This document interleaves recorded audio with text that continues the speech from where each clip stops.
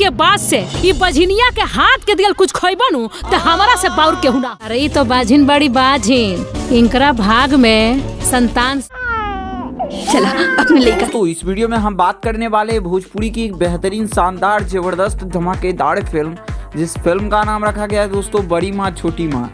इस मूवी के प्रोड्यूसर और डायरेक्टर की बात करें तो मूवी को काफ़ी ज़बरदस्त तरीके से मूवी को प्रोड्यूस और डायरेक्ट किया है।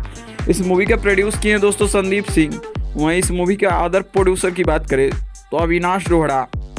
इसके अलावा बात करें मूवी के डायरेक्टर की तो मूवी को डायरेक्ट किया अनुरंजन रघुराज, जिन्होंने कई सारी भोजपुरी वेब फिल्में बनाई है, जैसे मैं पटना से पाकिस्तान, कर्ज विरासत के। इसके अलावा आप सभी को बता दूं दोस्तों कि संतोष मिश्रा जी के साथ भी इन्होंने मूवी को कोलैब करके बनाया है। इसके अलावा बात करें बड़ी माँ छोटी माँ की फिल्म की अगर स्टोरी कंसेप्ट की तो संदीप सिंह जी का होने वाला है। इसके अलावा ये मूवी आप सभी को खूब ज़्यादा पसंद आने वाली है